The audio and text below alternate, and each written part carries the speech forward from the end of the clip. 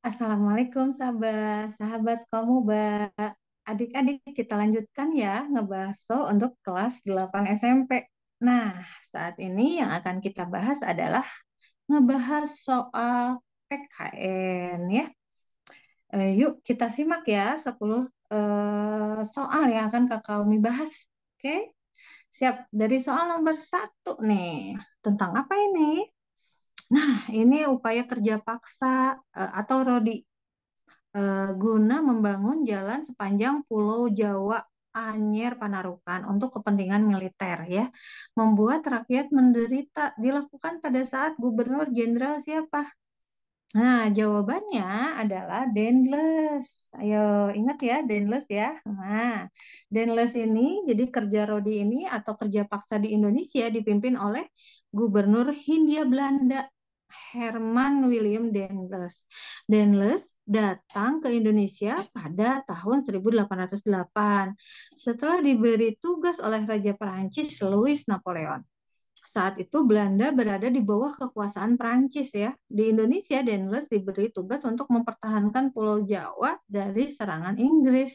Tapi sekaligus juga Dendles menjadi penguasa yang cukup kejam saat itu ya. Sehingga rakyat Indonesia dipaksa untuk seperti mesin ya membangun jalan dengan cara zaman dulu belum ada teknologi secanggih sekarang ya. Oleh karenanya ini disebutnya kerja paksa atau rodi. Oke, nomor 1 jawabannya adalah A. Siap. Next, nomor 2.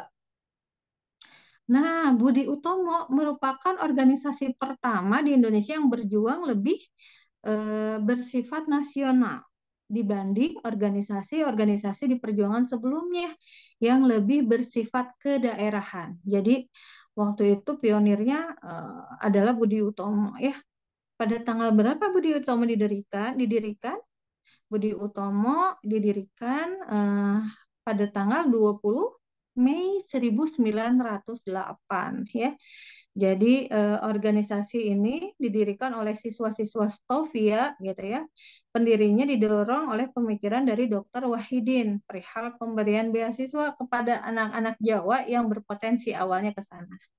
Oke, berarti jawabannya adalah betul ya. Jawabannya adalah A. Itulah Budi Utomo nih.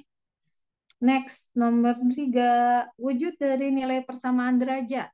Ayo, siapa yang tahu tentang persamaan derajat? Jadi intinya, persamaan derajat itu adalah sikap menganggap bahwa sesama manusia itu memiliki kedudukan yang sama, hak dan kewajiban yang sama, martabat yang sama di dalam hukum ya.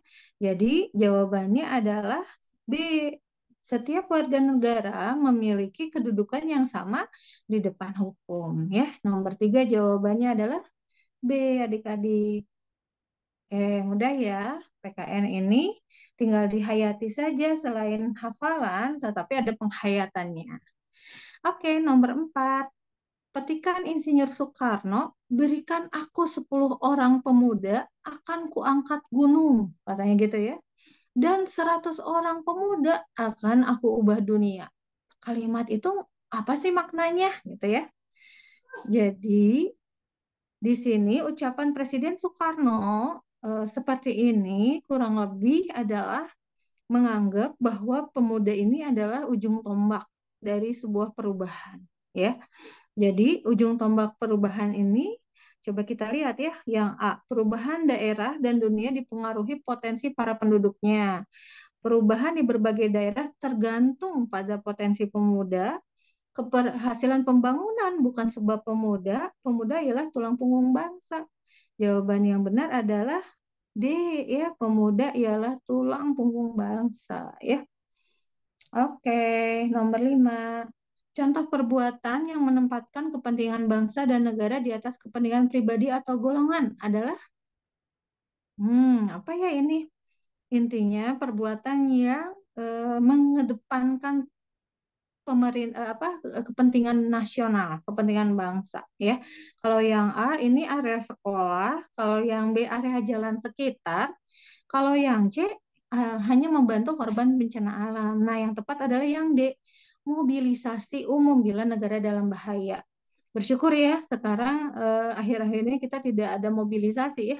Jadi mobilisasi itu adalah tindakan pengerahan dan penggunaan secara serentak sumber daya nasional termasuk manusia sebagai sarana prasarana nasional yang telah dibina dan dipersiapkan sebagai komponen kekuatan pertahanan dan keamanan negara gitu ya.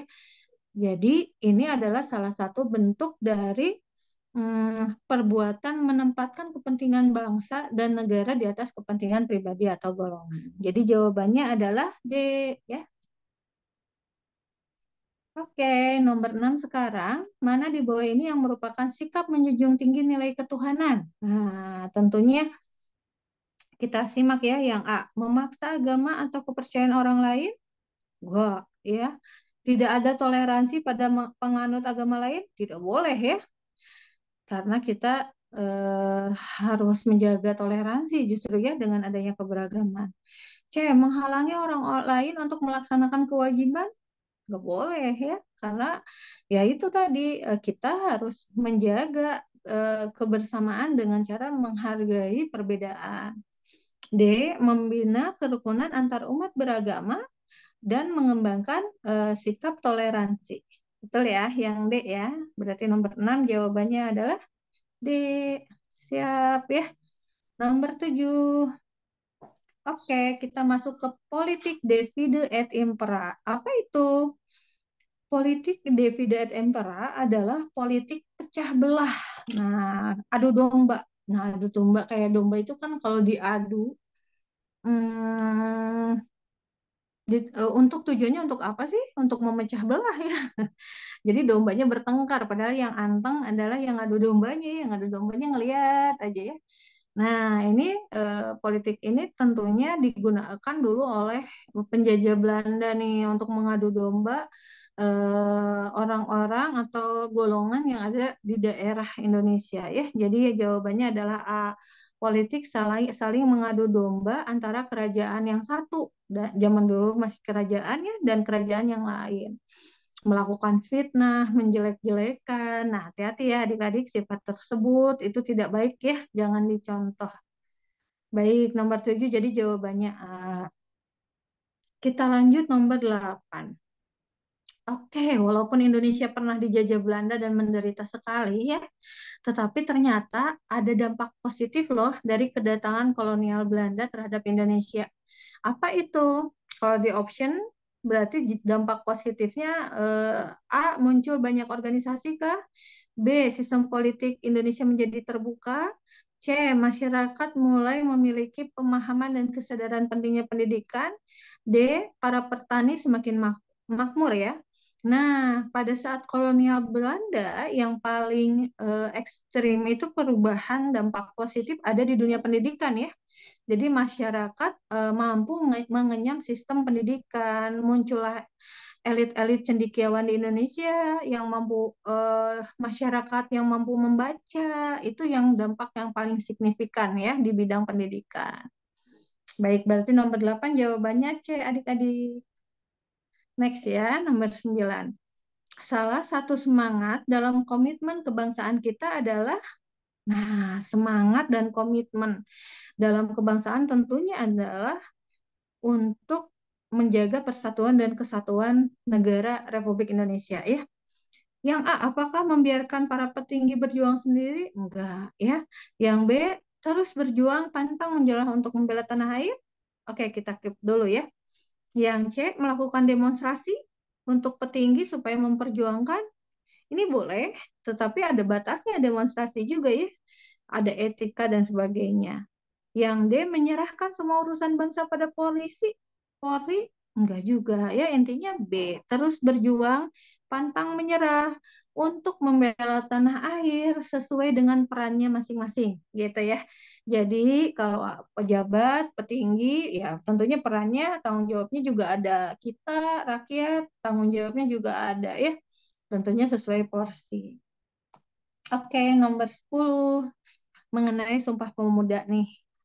Sumpah Pemuda pada tanggal 28 Oktober 1928 ya, bukan hanya menggerakkan para pemuda untuk meraih kemerdekaan, namun juga mempertegas jati diri bangsa Indonesia sebagai sebuah negara nih. Bagaimana sih usahanya untuk mempertegas identitas atau jati diri ya?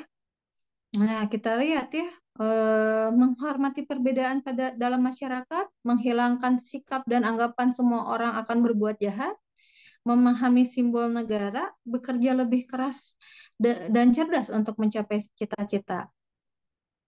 Oke, intinya peran ini yang paling memungkinkan untuk mempertegas jati diri adalah yang D ya, karena yang dari yang D kita akan menjaga nama baik negara ya. Jadi ini adalah usaha-usaha untuk mempertegas jati diri bangsa ya. Jadi kalau kita kerja keras dan kerja cerdas untuk mencapai cita-cita sebagai warga negara Indonesia itu akan menjadi wakil yang bisa mengharumkan nama baik negara.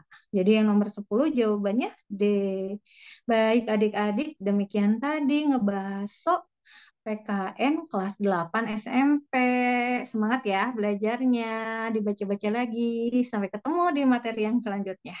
Dah, Assalamualaikum.